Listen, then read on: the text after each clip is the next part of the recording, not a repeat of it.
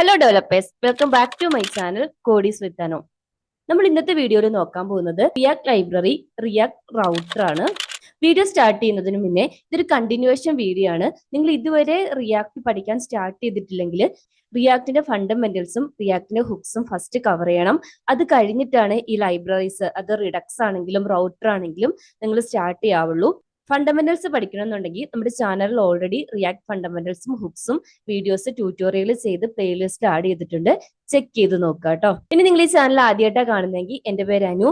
ഞാൻ ഇതുപോലെ web development relate ചെയ്തിട്ടുള്ള ട്യൂട്ടോറിയൽസ് ആണ് ഈ ചാനലിൽ ചെയ്യുന്നത്. നിങ്ങൾക്ക് യൂസ്ഫുൾ ആണെന്ന് തോന്നുവാണെങ്കിൽ ഒന്ന് സബ്സ്ക്രൈബ് ചെയ്ത് സപ്പോർട്ട് ചെയ്യാം കേട്ടോ. അപ്പൊ നമുക്ക് സ്റ്റാർട്ട് ചെയ്താലോ. ആദ്യം എന്താണ് റിയാക്ട് റൗട്ടർ?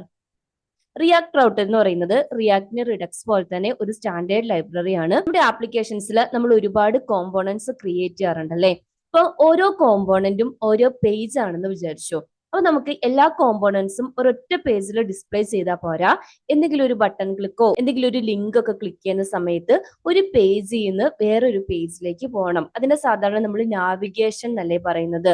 അപ്പൊ ഇതുപോലെ ഡിഫറെന്റ് വ്യൂസിലേക്ക് നാവിഗേറ്റ് ചെയ്യണമെങ്കിൽ നമുക്ക് റിയാക്ട്ലി റൗട്ടർ ലൈബ്രറി യൂസ് ചെയ്യാം. ഫസ്റ്റ് സ്റ്റെപ്പ് ആയിട്ട് എങ്ങനെയാണ് നമുക്ക് ഇൻസ്റ്റാൾ ചെയ്യുന്നത് നോക്കാം. അതിന് വേണ്ടിയിട്ട് നിങ്ങൾക്ക് രണ്ട് കാര്യങ്ങൾ വേണം. ആദ്യം നിങ്ങൾ റിയാക്ടിന്റെ പ്രൊജക്ട് സിസ്റ്റത്തിൽ ക്രിയേറ്റ് ചെയ്തിട്ടുണ്ടാവണം. ഞാൻ വീഡിയോന്റെ ലെങ്ത് കൂടാതിരിക്കാൻ വേണ്ടിയിട്ട് ഓൾറെഡി റിയാക്ട് പ്രൊജക്ട് ക്രിയേറ്റ് ചെയ്തിട്ടുണ്ട്. ഇനി നിങ്ങൾക്ക് ക്രിയേറ്റ് ചെയ്യാൻ അറിയില്ലെങ്കിൽ നമ്മുടെ ഫണ്ടമെന്റൽസിന്റെ വീഡിയോ ഒന്ന് ചെക്ക് ചെയ്ത് നോക്കുക കേട്ടോ. സെക്കൻഡ് സ്റ്റെപ്പ് ഈ റൗട്ടർ ഇൻസ്റ്റാൾ ചെയ്യുക. അതിന്റെ കമാൻഡ് ആണ് npm space install react router DOM. DOM ആണ് നമ്മൾ ഇൻസ്റ്റാൾ ചെയ്യുന്നത്. അതായത് വെബ് ഡെവലപ്മെന്റിന് വേണ്ടിയിട്ടാണല്ലോ. ഇനി നിങ്ങൾ മൊബൈൽ ആപ്പ് ഡെവലപ്മെന്റ് ആണെങ്കിൽ നേറ്റീവ് ട്രൈ ചെയ്ത് നോക്കുക കേട്ടോ. ഇവിടെ ഇൻസ്റ്റാളേഷൻ സ്റ്റാർട്ട് ചെയ്തിട്ടുണ്ട്. ഇപ്പൊ റൗട്ടർ ലൈബ്രറി ഇൻസ്റ്റാൾ ആയിട്ടുണ്ട്. Package dot Jason file check ചെയ്ത് നോക്കിയിട്ടുണ്ടെങ്കിൽ റൗട്ടറിന്റെ ഡോം v6 ഇൻസ്റ്റാൾ ആയിട്ടുള്ളത് കാണാം കേട്ടോ. ഇനി നെക്സ്റ്റ് സ്റ്റെപ്പ് എങ്ങനെയാണ് ഇത് കോൺഫിഗർ ചെയ്യുന്നത് നോക്കാം. അതിന് വേണ്ടിയിട്ട് ഈ റൗട്ടറിന്റെ ലൈബ്രറി തന്നെ പ്രൊവൈഡ് ചെയ്യുന്ന 3 കോമ്പോണൻസിനെ നമ്മൾ ഇമ്പോർട്ട് ചെയ്യണം. Browser Raut, routes, Raut. ഇതിൽ ബ്രൗസർ റൗട്ട്സ് എന്താന്ന് വെച്ചാൽ നമ്മുടെ ബ്രൗസറിലുള്ള URL-ഉം റിയാക്ട് ആപ്ലിക്കേഷനും കൂടെ കണക്ട് ചെയ്യുന്നതാണ് ബ്രൗസർ റൗട്ട്. പിന്നെ റൗട്ട്സും റൗട്ടും നമ്മൾ കൊടുക്കാൻ പോകുന്ന URL-ഉം കോമ്പോണന്റും നമ്മൾ ഡിഫൈൻ ചെയ്യാൻ വേണ്ടിയിട്ടുള്ളതാണ്. അപ്പൊ ബ്രൗസർ റൗട്ട്, റൗട്ട്സ്, റൗട്ട് ഈ 3 കോമ്പോണന്റിനെയും റിയാക്ട് റൗട്ടർ ഡോം ലൈബ്രറിയിൽ നിന്ന് നമ്മൾ ഇമ്പോർട്ട് ചെയ്തിട്ടുണ്ട്. ബ്രൗസർ റൗട്ട് എന്ന് പറഞ്ഞിട്ടുള്ള ഈ കോമ്പോണന്റിലാണ് നമ്മൾ നമ്മുടെ പ്രൊജക്ടിന്റെ എൻറ്റയർ കോമ്പോണൻസും റാപ്പ് ചെയ്യേണ്ടത് കേട്ടോ. സോ ഫസ്റ്റ് ബ്രൗസർ റൗട്ടർ കോമ്പോണന്റിനെ ഡിഫൈൻ ചെയ്യുന്നു. ഇതിന്റെ അകത്താണ് നമ്മൾ ഓരോ റൗട്ടും ഡിഫൈൻ ചെയ്യേണ്ടത്. അതിന് വേണ്ടിയിട്ട് ഞാൻ പ്രീഡിഫൈൻഡ് ആയിട്ട് 3 പേജ് ക്രിയേറ്റ് ചെയ്തിട്ടുണ്ട്. Home, contact, about. നമ്മളിപ്പോ ഏതൊരു വെബ്സൈറ്റ് ഓപ്പൺ ചെയ്യുന്ന സമയത്ത് അവിടെ 3 മെനൂസ് ഉണ്ടാവുമല്ലോ. ഹോം, എബൌട്ടസ്, കോണ്ടാക്ടസ് എന്ന് പറഞ്ഞിട്ട്. ഞാൻ ഈ പറഞ്ഞ 3 ലിങ്കിന്റെ 3 പേജ് ആണ് ഇവിടെ കൊടുത്തിരിക്കുന്നത്. ഇനി 3 പേജിലും ജസ്റ്റ് ഒരു ഹെഡർ ടാഗ് മാത്രമേ ഇംപ്ലിമെന്റ് ചെയ്തിട്ടുള്ളൂ കേട്ടോ. നമ്മൾ ജസ്റ്റ് റൗട്ടിങ് എങ്ങനെയാണ് വർക്ക് ചെയ്യുന്നത് എന്നല്ലേ നോക്കുന്നത്. അതുകൊണ്ട് ഇനി ഞാൻ റൗട്ട്സ് എന്ന് പറഞ്ഞ കോമ്പോണന്റിനെയാണ് ഡിഫൈൻ ചെയ്യുന്നത്. ഇതിന്റെ അകത്താണ് ഓരോ റൗട്ടിനെയും ഡിഫൈൻ ചെയ്യേണ്ടത്. അടുത്ത സ്റ്റെപ്പായിട്ട് നമ്മൾ ഈ ക്രിയേറ്റ് ചെയ്ത് വെച്ചിരിക്കുന്ന 3 പേജസിലെ ഹോം, കോണ്ടാക്ട്, എബൌട്ട് ഈ 3നും റൗട്ട്സ് ക്രിയേറ്റ് ചെയ്യണം. സോ ഞാൻ ആദ്യം ഈ 3 പേജിനെയും നമ്മുടെ app.jsൽ ഇമ്പോർട്ട് ചെയ്യുവാണ്.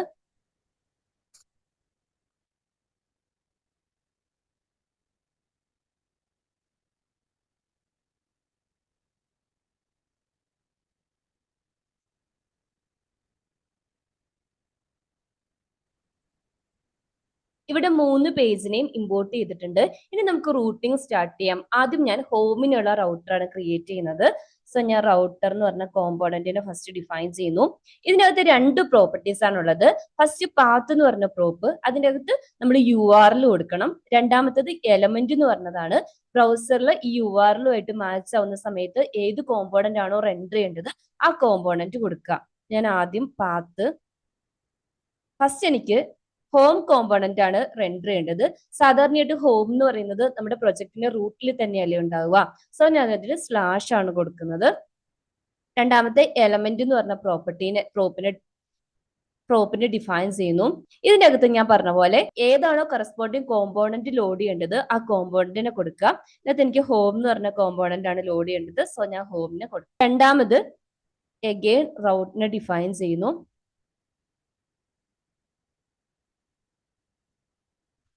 പാത്തായിട്ട് ഞാൻ എബൌട്ട് എന്നാണ് കൊടുക്കുന്നത്. എബൌട്ട് കോമ്പോണന്റിനാണ് ഡിഫൈൻ ചെയ്യേണ്ടത്.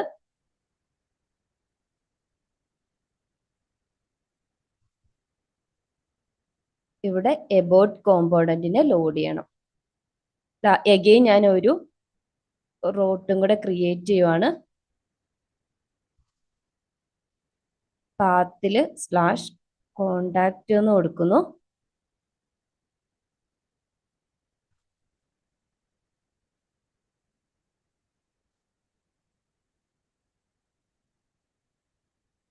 കോണ്ടാക്ട് കോമ്പോണന്റിനെ ഇമ്പോർട്ട് ചെയ്തു.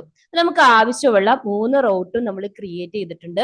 ഞാൻ ജസ്റ്റ് ബ്രൗസറിൽ നിങ്ങൾ ഇതൊന്ന് കാണിച്ചു തരാം. ഇവിടെ ഡീഫാൾട്ട് ആയിട്ട് നമ്മുടെ ഹോം പേജ് കോമ്പോണന്റ് റെൻഡർ ആയിട്ടുണ്ട്. സ്ലാഷ് ആണല്ലോ പാത്ത് കൊടുത്തിരിക്കുന്നത്. അപ്പോൾ ബൈ ഡിഫാൾട്ട് ആയിട്ട് ലോക്കൽ ഹോസ്റ്റിൽ അത് വന്നോളൂ. ഇനി ഞാൻ ഇതിനെ കോണ്ടാക്ട് എന്ന് പറഞ്ഞ പേജിനെയാണ് എനിക്ക് ലോഡ് ചെയ്യണ്ടെങ്കിൽ /കോണ്ടാക്ട് എന്ന് കൊടുക്കുന്നു. എൻ്റർ അടിക്കുമ്പോൾ കറസ്പോണ്ടിങ് കോണ്ടാക്ട് പേജ് വന്നിട്ടുണ്ട്. ഇനി എബൌട്ട് ലോഡ് ചെയ്ത് നോക്കാം. എബൌട്ട് പേജ് വന്നിട്ടുണ്ട്. ഇനി നമ്മുടെ ആക്ച്വൽ പ്രൊജക്റ്റില് ഒരു കസ്റ്റമർ വന്നിട്ട് ഇതുപോലെ അവർക്ക് ആവശ്യമുള്ള URL കൊടുത്തിട്ടല്ലല്ലോ ഡിഫൈൻ ചെയ്യുന്നത്. അവരെന്താ ചെയ്യാറ്? നമ്മളൊരു മെനു കൊടുത്തിട്ടുണ്ടാവും. ആ മെനു ക്ലിക്ക് ചെയ്യുന്ന സമയത്ത് അല്ലെങ്കിൽ ഒരു ലിങ്ക് കൊടുത്തിട്ടുണ്ടാവും. ആ ലിങ്ക് ക്ലിക്ക് ചെയ്യുന്ന സമയത്ത് ആ ആവശ്യമുള്ള പേജിലേക്ക് നാവിഗേറ്റ് ചെയ്ത് പോവുക ചെയ്യേണ്ടത്.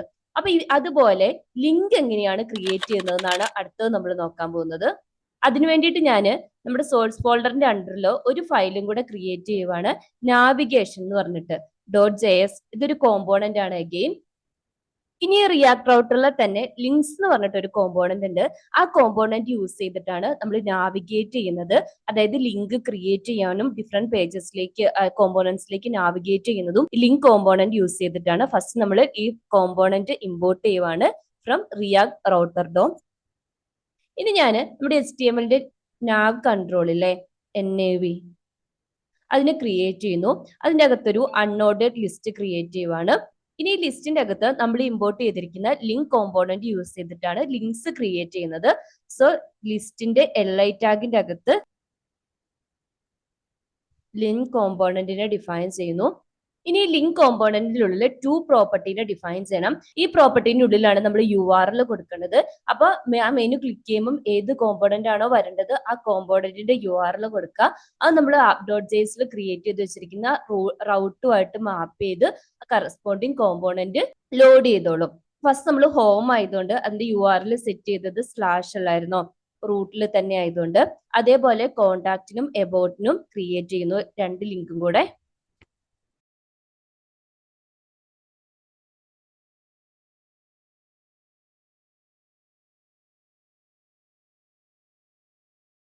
ഞാൻ ഈ കോമ്പോണന്റിനെയും കൂടെ app.js ഒന്ന് ഇമ്പോർട്ട് ചെയ്യുവാണ്.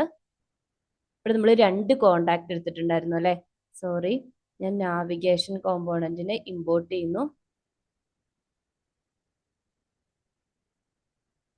എന്നിട്ട് ഈ നാവിഗേഷൻ കോമ്പോണന്റിനെയും കൂടെ നമ്മുടെ ഈ ബ്രൗസർ റൗട്ടിന്റെ അകത്ത് ഞാൻ ഡിഫൈൻ ചെയ്യുവാണ്. ഇനി നമ്മുടെ പ്രൊജക്റ്റിൽ വന്ന് നോക്കിയിട്ടുണ്ടെങ്കിൽ 3 ലിങ്ക്സ് ക്രിയേറ്റ് ചെയ്തിട്ടുണ്ട്. ഈ ലിങ്ക് എന്ന് പറയുന്നത് നമ്മൾ HTML ആങ്കർ ടാഗ് ക്രിയേറ്റ് ചെയ്യാറില്ലേ, അതുപോലെ തന്നെയാണ് അവിടെ നമ്മൾ hrefs കൊടുക്കാറില്ലേ നമ്മൾ ലൊക്കേഷൻ സെറ്റ് ചെയ്യാൻ വേണ്ടിയിട്ട്. അതുപോലെയാണ് ടൂവും hrefsന് പകരം നമ്മൾ കറസ്പോണ്ടിങ് URLും അതിന്റെ ക്യാപ്ഷനും കൊടുക്കുന്നു. അത്രയും വിചാരിച്ചാൽ മതി. ഇനി നമ്മൾ ഓരോ ലിങ്കും ക്ലിക്ക് ചെയ്യുന്നതിനനുസരിച്ചിട്ട് അതിന്റെ കറസ്പോണ്ടിങ് പേജ് ഇവിടെ ലോഡ് ചെയ്ത് വരും. ഇനി നിങ്ങൾക്ക് CSS ഒക്കെ യൂസ് ചെയ്തിട്ട് ഇതൊരു മെനു ആയിട്ട് നല്ലപോലെ ചെയ്യാം കേട്ടോ. First top level menu, sub level menus ഒക്കെ ആയിട്ട് ചെയ്യാം. നമ്മൾ ജസ്റ്റ് പഠിക്കാൻ വേണ്ടിയിട്ടായതുകൊണ്ട് CSS ഒന്നും ഇവിടെ അപ്ലൈ ചെയ്യുന്നില്ല. ഇനി 5ാമത്തെ സ്റ്റെപ്പ് നമുക്ക് ആക്റ്റീവ് ലിങ്ക്സ് എങ്ങനെയാ ക്രിയേറ്റ് ചെയ്യുന്നതെന്ന് നോക്കാം. ആക്റ്റീവ് ലിങ്ക്സ് എന്ന് പറയുന്നത് നമ്മുടെ ഇപ്പൊ നമ്മൾ ഏതെങ്കിലും ഒരു വെബ്സൈറ്റിൽ പോയിട്ട് ഒരു മെനു ഒക്കെ ക്ലിക്ക് ചെയ്യുന്ന സമയത്ത് ഇപ്പൊ 4 മെനു ഒരുമിച്ചുള്ളതാന്ന് വിചാരിച്ചോ. അപ്പൊ ഏതെങ്കിലും ഒരു മെനു ക്ലിക്ക് ചെയ്യുമ്പോൾ അതിന്റെ ബാക്ക്ഗ്രൗണ്ട് ചേഞ്ച് ആവും അല്ലെ, മെനുവിന്റെ ടെക്സ്റ്റും ബാക്ക്ഗ്രൗണ്ട് കളറും ഒക്കെ ചേഞ്ച് ആവും. അവിടെ ഒരു CSS അപ്ലൈ ചെയ്യും. ഇതാണ് ആക്റ്റീവ് എന്ന് കാണിക്കാൻ. അത് നെക്സ്റ്റ് മെനു ക്ലിക്ക് ചെയ്യുമ്പോൾ ഇതിന്റെ ആ പ്രോപ്പർട്ടീസ് ഒക്കെ റിമൂവ് ആവും. അപ്പൊ നെക്സ്റ്റ് ക്ലിക്ക് ചെയ്തിരിക്കുന്ന മെനു ഏതാണോ അവിടേക്ക് ആ CSS പ്രോപ്പർട്ടി അപ്ലൈ ആവും. അതായത് കറന്റ്ലി ഈ മെനു ആണ് ആക്റ്റീവ് ഇൻഡിക്കേറ്റ് ചെയ്യാൻ വേണ്ടിയിട്ട്. അതുപോലെ ഈ കൊടുത്തിരിക്കുന്ന ലിങ്കിൽ ഏത് പേജ് ആണോ കറന്റ്ലി ഓപ്പൺ ചെയ്തിരിക്കുന്നത് അതിന്റെ കറസ്പോണ്ടിങ് ആയിട്ടുള്ള മെനു എങ്ങനെയാണ് ആക്റ്റീവ് ആക്കുന്നത് നോക്കാം. അതിന് വേണ്ടിയിട്ട് ഞാൻ ഈ സോഴ്സ് ഫോൾഡറിന്റെ അണ്ടറിൽ ഒരു ഫയലും കൂടെ ക്രിയേറ്റ് ചെയ്യുവാണ്. ആക്റ്റീവ് നാവിഗേഷൻ എന്നാ കൊടുക്കുന്നത് കേട്ടോ.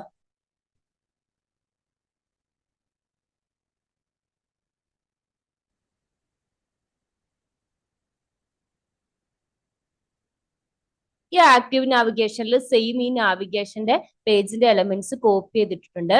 ഇനി ഇവിടെ ലിങ്ക് കോമ്പോണന്റിന് പകരം നാവിഗേഷൻ ലിങ്ക് എന്ന് പറഞ്ഞിട്ടുള്ള കോമ്പോണന്റ് ആണ് കൊടുക്കുന്നത്. അപ്പൊ അവിടെ നമുക്കൊരു CSS ക്ലാസ് സെറ്റ് ചെയ്ത് കൊടുക്കാം. ആ ക്ലാസ്സിനെ ആക്റ്റീവ് ആയിട്ട് സെറ്റ് ചെയ്യാം. ബൈ ഡിഫാൾട്ട് ഏതാണോ മെനു ക്ലിക്ക് ചെയ്തിരിക്കുന്നത് അത് ആക്റ്റീവ് ആയിട്ട് ക്രിയേറ്റ് ആയിക്കോളും. ആദ്യം ഞാൻ ഈ ലിങ്ക് കോമ്പോണന്റിന് പകരം നാവ് ലിങ്ക് എന്ന് പറഞ്ഞ കോമ്പോണന്റിനെ ഇമ്പോർട്ട് ചെയ്യുന്നു. എന്നിട്ട് ഓരോ ലിങ്കിനെയും കറസ്പോണ്ടിങ് നാവ് ലിങ്ക് ആയിട്ട് റീപ്ലേസ് ചെയ്യുവാണ് കേട്ടോ.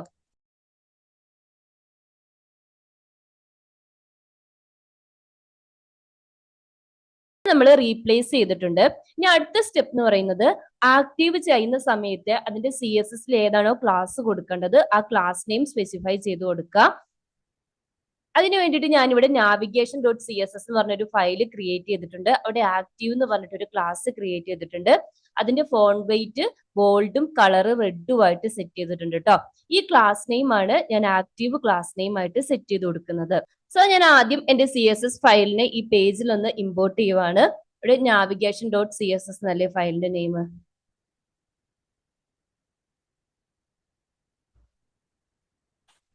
എന്നിട്ട് ഞാൻ ആക്റ്റീവ് ക്ലാസ് നെയിം എന്ന് പറഞ്ഞ പ്രോപ്പർട്ടിന്റെ ഉള്ളിൽ നമ്മൾ ഈ ക്രിയേറ്റ് ചെയ്ത് വെച്ചിരിക്കുന്ന CSS ക്ലാസ് നെയിം ഈ 3 ലിങ്കിലും സെറ്റ് ചെയ്ത് കൊടുക്കുന്നു.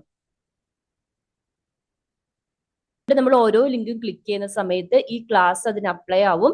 വേറൊരു ലിങ്കിലേക്ക് പോകുമ്പോൾ ഈ ക്ലാസ് ഇതിൽ നിന്ന് റിമൂവ് ആയിട്ട് ഇപ്പൊ കറന്റ് ക്ലിക്ക് ചെയ്തിരിക്കുന്ന ലിങ്കിൽ അപ്ലൈ ആയിക്കോളും. എന്നിട്ട് ഞാൻ app.jsൽ ഈ നാവിഗേഷന് പകരം നമ്മളിപ്പോ ക്രിയേറ്റ് ചെയ്തിരിക്കുന്ന ആക്റ്റീവ് നാവിഗേഷനെ കൊടുക്കുന്നു. ഇനി ഇവിടെ ഒന്ന് ചെക്ക് ചെയ്യുമ്പോൾ ഇപ്പൊ നമ്മൾ ക്ലിക്ക് ചെയ്ത് വെച്ചിരിക്കുന്നത് എബൌട്ട് ആയതുകൊണ്ട് കണ്ടില്ലേ ആ റെഡ് കളർ അപ്ലൈ ആയിട്ടുണ്ട്, അതുപോലെ ബോൾഡ് ആയിട്ടുണ്ട്. ഇനി കോണ്ടാക്ട് ക്ലിക്ക് ചെയ്യുമ്പോൾ കോണ്ടാക്റ്റിന്റെ ലിങ്ക് ആക്റ്റീവ് ആയി അഗൈൻ ഹോമിലേക്ക് വരുമ്പോൾ ഹോം.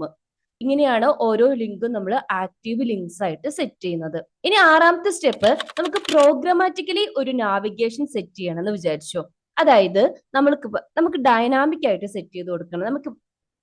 അതായത് നമുക്കൊരു ബട്ടൺ ക്ലിക്ക് ചെയ്യുന്ന സമയത്താണ് ഒരു കോമ്പോണന്റ് ലോഡ് ചെയ്ത് വരേണ്ടത്, അല്ലാതെ ലിങ്ക്സ് ക്ലിക്ക് ചെയ്യുന്ന സമയത്തല്ല. അപ്പൊ അതെങ്ങനെയാ ചെയ്യാ? അതിന് വേണ്ടിയിട്ട് ഞാൻ നമ്മുടെ home.jsൽ ഒരു ബട്ടൺ ക്രിയേറ്റ് ചെയ്യുവാണ്. ഈ ബട്ടന്റെ ക്യാപ്ഷൻ ആയിട്ട് ഗോ ടു എബൌട്ട് എന്ന് കൊടുക്കുന്നു. ഇനി ഈ ബട്ടൺ ക്ലിക്ക് ചെയ്യുന്ന സമയത്ത് എബൌട്ട് പേജ് ലോഡ് ചെയ്ത് വരണം. അത് ചെയ്യാൻ വേണ്ടിയിട്ട് നമ്മൾ ബട്ടന്റെ ഓൺ ക്ലിക്ക് ഇവന്റ് ഇംപ്ലിമെന്റ് ചെയ്യുന്നു. ഇതിനകത്തൊരു ആരോ ഫംഗ്ഷൻ ആണ് ക്രിയേറ്റ് ചെയ്യുന്നത്. ഇനി ആരോ ഫംഗ്ഷന്റെ അകത്ത് നമുക്ക് ലോഡ് ചെയ്യേണ്ട URL സെറ്റ് ചെയ്ത് കൊടുക്കുക. ഇനി എങ്ങനെയാണ് ഈ ബട്ടൺ ക്ലിക്ക് ചെയ്യുന്ന സമയത്ത് ഈ ഗോ ടു പേജിലേക്ക് പോകുന്നത്? അതിന് വേണ്ടിയിട്ട് റിയാക്ട് റൗട്ടർ ഡോം പ്രൊവൈഡ് ചെയ്യുന്ന ഒരു ഹുക്ക് ഉണ്ട്, യൂസ് നാവിഗേറ്റ് എന്ന് പറഞ്ഞിട്ട്. യൂസ് നാവിഗേറ്റ് ഹുക്ക് യൂസ് ചെയ്തിട്ട് നമുക്ക് ഒരു കോമ്പോണന്റിൽ നിന്ന് വേറൊരു കോമ്പോണന്റിലേക്ക് അല്ലെങ്കിൽ പേജിലേക്ക് നാവിഗേറ്റ് ചെയ്യാൻ പറ്റും. ഞാൻ ആദ്യം ഈ റിയാക്ട് റൗട്ടർ ഡോമിൽ നിന്ന് യൂസ് നാവിഗേറ്റ് എന്ന് പറഞ്ഞിട്ടുള്ള ഹുക്കിനെ ഇമ്പോർട്ട് ചെയ്യുന്നു. ഇനി ഈ ഹുക്ക് റിട്ടേൺ ചെയ്യുന്നത് നാവിഗേറ്റ് ചെയ്യാൻ വേണ്ടിയിട്ടുള്ള ഫംഗ്ഷൻ ആയിരിക്കും. അത് ഞാൻ നാവിഗേറ്റ് എന്ന് പറഞ്ഞിട്ടൊരു വേരിയബിളിലേക്ക് അസൈൻ ചെയ്യുവാണ്. നോർമൽ എല്ലാ ഹുക്കിനെയും പോലെ ഈ ഹുക്കിനെ നമ്മൾ കോൾ ചെയ്യുന്നു. അത് റിട്ടേൺ ചെയ്യുന്നത് ഒരു നാവിഗേറ്റ് ഫംഗ്ഷൻ ആയിരിക്കും. ഈ ഫംഗ്ഷൻ ത്രൂ നമ്മുടെ URL പാസ് ചെയ്ത് കൊടുത്താൽ മതി. നമുക്ക് എബൌട്ട് പേജിലേക്കല്ലേ പോകേണ്ടത്. നമ്മൾ സെറ്റ് ചെയ്ത് കൊടുത്തിരിക്കുന്നത് റൗട്ടിൽ സെറ്റ് ചെയ്ത് കൊടുക്കുന്നത് /about എന്ന് പറഞ്ഞ URL അല്ലേ. നമുക്ക് ചെക്ക് ചെയ്ത് നോക്കാം. ആ ഹോം പേജിൽ ഗോ ടു എബൌട്ട് എന്ന് പറഞ്ഞ ബട്ടൺ വന്നിട്ടുണ്ട്. അത് ക്ലിക്ക് ചെയ്യുന്ന സമയത്ത് എബൌട്ട് പേജിലേക്ക് പോയി. ഇങ്ങനെയാണ് പ്രോഗ്രാമാറ്റിക്കലി ഒരു പേജിൽ നിന്ന് നമ്മൾ വേറൊരു പേജിലേക്ക് പോകുന്നത്. അതിന് യൂസ് ചെയ്യുന്നത് യൂസ് നാവിഗേറ്റ് എന്ന് പറഞ്ഞ ഹുക്കാണ്. റിട്ടേൺ ചെയ്യുന്നത് ഒരു നാവിഗേറ്റ് ഫംഗ്ഷൻ ആണ്. അതിനകത്ത് URL സെറ്റ് ചെയ്ത് കൊടുത്താൽ അതിന് കറസ്പോണ്ടിങ് ആയിട്ടുള്ള റൗട്ട് ഐഡന്റിഫൈ ചെയ്ത് URL മാച്ച് ആയിട്ടുണ്ടെങ്കിൽ കറസ്പോണ്ടിങ് കോമ്പോണന്റിനെ ലോഡ് ചെയ്തോളൂ. അപ്പോൾ ഓട്ടോമാറ്റിക് ആയിട്ട് അതിന്റെ ലിങ്കും ആക്റ്റീവ് ആയിട്ട് വന്നിട്ടുണ്ട്. ഇനി സപ്പോസ് നമ്മൾ ഒരു URL എൻ്റർ ചെയ്യുവാണ്, അതിവിടെ നമ്മൾ ഡിഫൈൻ ചെയ്തിരിക്കുന്ന ഒരു റൗട്ടുമായിട്ടും മാച്ച് ആവുന്നില്ല, ഒരു URLുമായിട്ടും മാച്ച് ആവുന്നില്ലെങ്കിൽ നിങ്ങൾ ചില വെബ്സൈറ്റ് ഒക്കെ എടുക്കുന്ന സമയത്ത് കണ്ടിട്ടില്ലേ, 404 എറർ നോട്ട് ഫൗണ്ട് എന്നൊക്കെ പറഞ്ഞിട്ടുള്ളത്. അതെങ്ങനെയാ ക്രിയേറ്റ് ചെയ്യുന്നതെന്ന് ചെക്ക് ചെയ്ത് നോക്കാം. അതിന് വേണ്ടിയിട്ട് നമ്മുടെ ഈ പേജസിന്റെ അണ്ടറിൽ ഒരു പേജും കൂടെ ഞാൻ ക്രിയേറ്റ് ചെയ്യുവാണ്, nomatch.js എന്ന് പറഞ്ഞിട്ട്. ഇനി ഇതിനകത്ത് ജസ്റ്റ് ഒരു h1 ടാഗ് ക്രിയേറ്റ് ചെയ്തിട്ട് 404 നോട്ട് ഫൗണ്ട് എന്ന് പറഞ്ഞിട്ട് ഒരു ക്യാപ്ഷൻ മാത്രമേ സെറ്റ് ചെയ്ത് കൊടുക്കുന്നുള്ളൂ. ഇനി നമ്മുടെ app.jsലേക്ക് വരിക. ഒരു റൗട്ടും കൂടെ ഡിഫൈൻ ചെയ്യുവാണ്. ഇതിന്റെ അകത്ത് പാത്ത് എന്ന് പറഞ്ഞ പ്രോപ്പിനെ നമ്മൾ സ്റ്റാർ ആയിട്ട് സെറ്റ് ചെയ്ത് കൊടുക്കുന്നു. അതായത് ഇപ്പൊ നമ്മൾ ഡിഫൈൻ ചെയ്തിരിക്കുന്ന ഒരു യു ആർ എല്ലുമായിട്ടും ബ്രൗസർ യു ആർ എല്ലും മാച്ച് ആയിട്ടില്ലെങ്കിൽ ഏത് എലമെന്റിനെയാണ് ലോഡ് ചെയ്യേണ്ടത്? നമ്മളിപ്പോ ക്രിയേറ്റ് ചെയ്ത് വെച്ചിരിക്കുന്ന നോ മാച്ച് ഫൗണ്ട് എന്ന് പറഞ്ഞിട്ടുള്ള എലമെന്റിനെയാണ്. സോ ഞാൻ അതിനെ ഒന്ന് ഇമ്പോർട്ട് ചെയ്തിട്ടില്ല അല്ലെ, അതിനെ ഒന്ന് ഇമ്പോർട്ട് ചെയ്തിട്ടുണ്ട്. ഇമ്പോർട്ട് ചെയ്ത് കഴിഞ്ഞിട്ടുണ്ടെങ്കിൽ നമുക്കിതിനെ എലമെന്റ് പ്രോപ്പർട്ടി ആയിട്ട് ഡിഫൈൻ ചെയ്ത് കൊടുക്കാം. ഇനി നമുക്ക് നമ്മുടെ ബ്രൗസറിൽ വന്നിട്ട് ഇപ്പൊ നമ്മൾ എബൌട്ടിലല്ലേ ഉള്ളത്, ഇതൊന്നും അല്ലാതെ ജസ്റ്റ് ഒരു അനൂന്നെങ്ങാനും വെച്ച് സെർച്ച് ചെയ്ത് നോക്കാം. ഇവിടെ കണ്ടില്ലേ, 404 നോട്ട് ഫൗണ്ട് എന്ന് പറഞ്ഞിട്ടുള്ള പേജ് വന്നിട്ടുണ്ട്. അപ്പൊ ഇങ്ങനെയാണ് കറന്റ് യു ആർ എൽ നമ്മൾ ഡിഫൈൻ ചെയ്തിരിക്കുന്ന ഒരു റൗട്ടുമായിട്ട് മാച്ച് ചെയ്യുന്നില്ലെങ്കിൽ അതിന്റെ corresponding no match component define ചെയ്യുന്നത്. ഇനി അടുത്ത സ്റ്റെപ്പ് നമുക്ക് യു ആർ എല്ലിൽ കൂടി എങ്ങനെയാണ് പാരാമീറ്റേഴ്സ് പാസ് ചെയ്ത് കൊടുക്കുന്നതെന്ന് നോക്കാം. ചില വെബ്സൈറ്റിലൊക്കെ നമ്മൾ ഈ ലോഗിൻ ബട്ടൺ ക്ലിക്ക് ചെയ്യുന്ന സമയത്ത് പേജ് റീഡയറക്ട് ചെയ്ത് പോകുമ്പോൾ നമ്മൾ ഈ കൊടുക്കുന്ന യൂസർ നെയിമും പാസ്വേഡും ഒക്കെ പാസ് ചെയ്ത് പോകുന്നത് കണ്ടിട്ടില്ലേ? ചില പ്രൊജക്റ്റിലൊക്കെ യൂസർ നെയിം ആവശ്യം ഉണ്ടാവും, ചില പേജസിലൊക്കെ ഡിസ്പ്ലേ ചെയ്യാൻ വേണ്ടിയിട്ട്. അതുപോലെ ഒരു യു ആർ എൽ എൻ്റർ ചെയ്യുമ്പോൾ എങ്ങനെയാണ് പാരാമീറ്റേഴ്സ് പാസ് ചെയ്ത് കൊടുക്കുന്നതെന്ന് നോക്കാം. അതിനു വേണ്ടിയിട്ട് ഞാൻ ഓൾറെഡി user.js എന്ന് പറഞ്ഞിട്ട് ഒരു ഫയൽ ക്രിയേറ്റ് ചെയ്തിട്ടുണ്ട്. അവിടെ യൂസർ കോമ്പോണന്റ് ക്രിയേറ്റ് ചെയ്തിട്ടുണ്ട്. ഇനി ഇതിനു വേണ്ടിയിട്ട് റൗട്ടർ ഡോമിലെ യൂസർ പാരംസ് എന്ന് പറഞ്ഞിട്ടുള്ള ഹുക്കാണ് യൂസ് ചെയ്യുന്നത്. ഇതാണ് ഡൈനാമിക്കലി യു ആർ എൽ പാരാമീറ്റേഴ്സിനെ നമ്മുടെ കോമ്പോണന്റിൽ ആക്സസ് ചെയ്യാൻ വേണ്ടിയിട്ട് ഹെൽപ്പ് ചെയ്യുന്നത്. സോ ഞാൻ ആദ്യം റൗട്ടറിൽ നിന്ന് യൂസർ പാരംസ് എന്ന് പറഞ്ഞിട്ടുള്ള ഹുക്കിനെ ഡിഫൈൻ ചെയ്യുന്നു. ഇനി ഫംഗ്ഷനെ കോൾ ചെയ്യുന്ന സമയത്ത് ഈ പാരാമീറ്റർ ആയിരിക്കും നമുക്ക് റിട്ടേൺ ചെയ്യുന്നത്. നമ്മൾ ഡീസ്ട്രക്ചറിങ് ചെയ്തെടുക്കണം. സോ സപ്പോസ് എനിക്ക് യു ആറിൽ യൂസർ നെയിം ആണ് റിട്ടേൺ ചെയ്യുന്നതെന്ന് വിചാരിച്ചു. ഞാനിവിടെ യൂസർ നെയിം എന്ന് പറഞ്ഞു കൊടുത്തു, ഈക്വൽ ടു ഇട്ടിട്ട് യൂസർ പാരംസ് പറഞ്ഞ ഹുക്കിനെ കോൾ ചെയ്തു. ഇത് റിട്ടേൺ ചെയ്യുന്നത് ഡീസ്ട്രക്ചറിങ് ചെയ്ത് ഇപ്പൊ സിംഗിൾ വാല്യൂവെ റിട്ടേൺ ചെയ്യുന്നുള്ളതെന്ന് അസ്യൂം ചെയ്ത് ഞാനത് യൂസർ നെയിമിലേക്ക് അസൈൻ ചെയ്തു. ഇനി ഞാനൊരു h1 ടാഗ് ക്രിയേറ്റ് ചെയ്തിട്ട് ജസ്റ്റ് യൂസർ എന്ന് പറഞ്ഞിട്ട് ഒരു ക്യാപ്ഷൻ കൊടുത്തിട്ട് അതിൻ്റെ അകത്ത് ഇപ്പൊ നമ്മൾ എടുത്തു വെച്ചിരിക്കുന്ന യൂസർ നെയിമിനെ ഒന്ന് ഡിസ്പ്ലേ ചെയ്യുവാണ്. ഇനി നമ്മൾ നേരെ app.jsലേക്ക് വരിക. app.jsൽ ആദ്യം യൂസർ കോമ്പോണന്റിനെ ഇമ്പോർട്ട് ചെയ്യുക, അതിനൊരു റൗട്ട് ക്രിയേറ്റ് ചെയ്യുക, അതിന് പാത്ത് ആയിട്ട് യൂസർ കോളൻ ഇട്ടിട്ട് നമ്മൾ ഇവിടെ ഏത് നെയിമിലാണോ പാരാമീറ്റർ ആക്സസ് ചെയ്യുന്നത് ആ നെയിം കൊടുക്കുക കേട്ടോ. അല്ലെങ്കിൽ ഇവിടെ കൊടുക്കുന്ന നെയിമിലായിരിക്കണം ഇവിടെ പാരാമീറ്റേഴ്സിനെ യൂസ് പാരംസ് ഹുക്കിൽ നിന്ന് ആക്സസ് ചെയ്യേണ്ടത്. അത് കഴിഞ്ഞിട്ട് യൂസർ കോമ്പോണന്റിനെ അതിന്റെ കറസ്പോണ്ടിങ് കോമ്പോണന്റ് ആയിട്ട് ഡിഫൈൻ ചെയ്യാം. ഇനി നമുക്ക് ഇതൊന്ന് ചെക്ക് ചെയ്ത് നോക്കാം. ഞാൻ ആദ്യം യു ആർ എൽ മാനുവൽ ആയിട്ട് കൊടുക്കുകയാണ്. യൂസർ എന്ന് കൊടുക്കുന്നു, നെയിം ആയിട്ട് അനു എന്നാണ് കൊടുക്കുന്നത്. എൻ്റർ അടിക്കുമ്പോൾ കറസ്പോണ്ടിങ് കോമ്പോണന്റ് ലോഡ് ആയിട്ടുണ്ട്, കറസ്പോണ്ടിങ് പേജ് ലോഡ് ആയിട്ടുണ്ട്. യൂസർ എന്ന് പറഞ്ഞ ക്യാപ്ഷന്റെ കൂടെ ആ നെയിം നമ്മൾ യു ആർ എൽ പാസ് ചെയ്ത് കൊടുത്തത് ഈ കോമ്പോണന്റിൽ വന്നിട്ടുണ്ട്, അത് ഡിസ്പ്ലേ ചെയ്തിട്ടുണ്ട്. അപ്പൊ ഇങ്ങനെയാണ് യു ആർ എല്ലിൽ ഡൈനാമിക് ആയിട്ട് നമ്മൾ പാരാമീറ്റേഴ്സ് പാസ് ചെയ്ത് കൊടുക്കുന്നത്. ബേസിക് ആയിട്ട് നമ്മുടെ റിയാക്ട് പ്രൊജക്റ്റിൽ എങ്ങനെയാണ് റോട്ടിംഗ് ചെയ്യുന്നതെന്നാണ് ഇനി ചെക്ക് ചെയ്ത് നോക്കിയത്. അപ്പൊ ഇന്നത്തെ വീഡിയോ ഇത്രയേ ഉള്ളൂ. നിങ്ങൾക്ക് എന്തെങ്കിലും ഡൗട്ട് ഉണ്ടെങ്കിൽ കമന്റ് സെക്ഷനിൽ പറഞ്ഞാൽ മതി. വീഡിയോ നിങ്ങൾക്ക് യൂസ്ഫുൾ ആവുകയാണെങ്കിൽ ഒന്ന് ലൈക്ക് ചെയ്യുക, സബ്സ്ക്രൈബ് ചെയ്യാത്തവരൊന്ന് സബ്സ്ക്രൈബ് ചെയ്ത് സപ്പോർട്ട് ചെയ്യുക. താങ്ക്